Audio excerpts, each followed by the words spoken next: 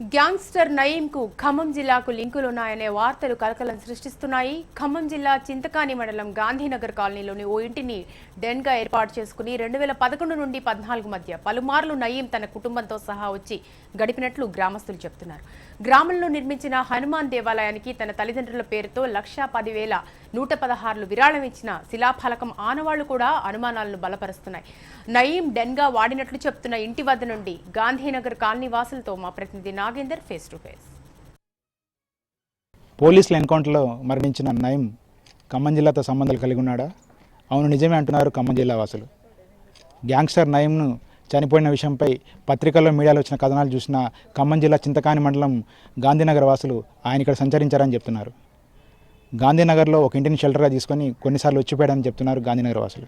ప్రస్తుతం మనం నయీం షెల్టర్ తీసుకున్నారని ప్రచారం జరుగుతున్న ఇంటి వద్ద ఉన్నాము.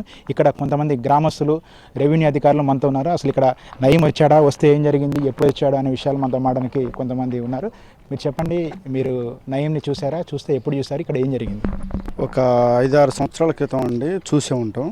కాకపోతే ఈవినింగ్ టైంలో వచ్చి స్కార్పియో కానీ, ఇనోవా కానీ, తర్వాత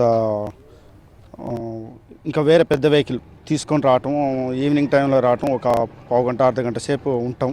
ఉండి కాసేపు స్పెండ్ చేసి మళ్ళీ రోడ్డు మీదకి వచ్చేసి అటు ఇటు చూసి మెయిన్ రోడ్డు మీదకి అటు ఇటు వచ్చేసి, ఆ రోజు నేను చూసిన రోజు మాత్రానికి అతను వచ్చేటప్పుడు టీషర్ట్ బ్లాక్ చేసుకున్నాడు.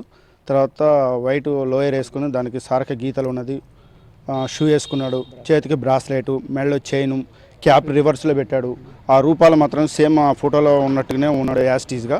మేము అనుమానం వచ్చేసి మేము వచ్చాడని అనుకుంటున్నాం. మీరు చెప్పండి, అక్కడ మీరు ఇప్పుడు పత్రికల్లో టీవీలో చూసే వ్యక్తి నయీంకి అక్కడ అప్పుడు వచ్చిన వ్యక్తికి అది సేమ్ సేమ్ యాస్టీస్గా అంతే అలాగే ఉన్నాడు.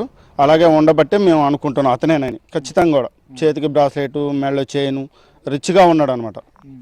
అది జరిగింది. ఇప్పుడు మనతో విఆర్ఓ ఉన్నారు, ఈ ప్రాంతం చెందిన. సార్ మీరు చెప్పండి, అసలు ఏం జరిగింది? మీకు ఈ ఊర్లో ఇలాంటి ప్రచారం విషయంపై మీ దృష్టికి వచ్చిందా? మీరు ఎలాంటి ఎంక్వైరీ చేశారు? అంటే మాకు సడన్ అండి ఉదయమే తెలిసిన విషయం. వచ్చాము, ఎంక్వైరీ చేస్తున్నాం. ప్రజెంట్ అయితే ఆ ఇంట్లో నుంచి పిలిచాము, ఎవరు బయటికి రావట్లేదు. తర్వాత పక్క వాళ్ళని అడిగితే మరి వాస్తవంగా అయితే ఇదివరకు ఉన్నట్టుగా మాకు కూడా ఆధారాలు ఏం లేవు కానీ సార్ వచ్చిపోయేవాళ్ళు. తర్వాత వాళ్ళ మదర్స్ వాళ్ళు విరాళంగా గుడికి కూడా ఒక 1,10,000 ఎంతో ఇచ్చారని అంటే వాటి కొన్ని ఆధారాలు చూసాము. ఆ ఇల్లు ఎవరి పేరు మీద ఉందనేది ప్రజెంట్ దర్యాప్తు చేస్తున్నాము. మా పై అధికారులకి మరో గారు కూడా ఇంటిమేషన్ చేశాము.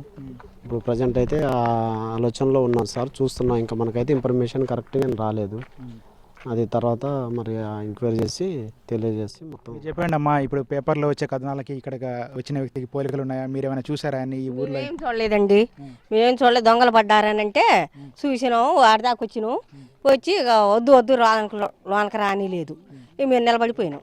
ఇంకా ఎవరు వాళ్ళ ఇంటికాళ్ళు లేని వాళ్ళు పిన్నాల బాబాయిలు అని అంటాం, మరి మనకి తెలవదు. అంతేగా మేము ఆడ నిలబడ్డాం, అటు నుంచి అటే పోయినాం.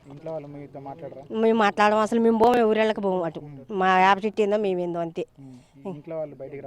వాళ్ళు రారు, ఊరేళ్ళకి రారు. అంతే సంగతులు అండి, మాకైతే ఏం తెలియదు. మొత్తం మీద మనం గమనిస్తే ఇక్కడ ఖమ్మం నగరానికి కూతవేడు దూరంలో 12 కిలోమీటర్ దూరంలో నయీం ఇక్కడ ఒక షెల్టర్ ఏర్పాటు చేసుకున్నట్టుగా ఇక్కడ గ్రామస్తులంతా భావిస్తున్నారు. 2010 నుంచి 13 మధ్యలో ఆయన 7-8 సార్లు ఈ ప్రాంతానికి వచ్చి ఈ ఇంట్లో తన భార్య పిల్లలతో వచ్చాడని, ఆ సమయంలో 2-3 స్కార్పియోల్లో అతను కాన్వాయ్గా వచ్చి ఉండేవాడని, అర్ధరాత్రి సమయంలో వచ్చి తెల్లవారుజామున పోతుండేవాడని, ఇదంతా అతను ఎవరో అప్పుడు తెలియకపోయినా ఇప్పుడు పత్రికల్లో, టీవీలో అతని యొక్క పోలికలను చూసి అప్పుడు వచ్చిన వ్యక్తి ఇప్పుడు చనిపోయిన వ్యక్తి ఒక్కడే అని భావిస్తున్నామని వీళ్ళు చెప్తున్నారు. ప్రస్తుతం ఇంట్లో ఉంటున్న వ్యక్తులు ఎవరు కూడా ఈ గ్రామంలో ఎవరితో మాట్లాడడానికి కూడా ఇష్టపడలేరు. రెవెన్యూ అధికారులు కూడా వారితో మాట్లాడేందుకు ప్రయత్నించిన వారితో కూడా మాట్లాడడానికి ఇష్టపడలేదు. అయితే ఈ విషయంపై దర్యాప్తు చేస్తే కానీ పూర్తి విషయాలు వెల్లడే అవకాశం కనిపిస్తూ ఉంది. అసలు నయీంకి ఈ ఇంటికి, ఈ ఇంట్లో ఉన్న వారికి ఏమైనా సంబంధం ఉందా, ఉంటే ఎటువంటి సంబంధాలు ఉన్నాయనే అంశంపై కూడా ఇప్పుడు అధికారులు దృష్టి సారించాల్సిన అవసరం ఉంది. యాకూబ్తో నాగేంద్ర, HMTV.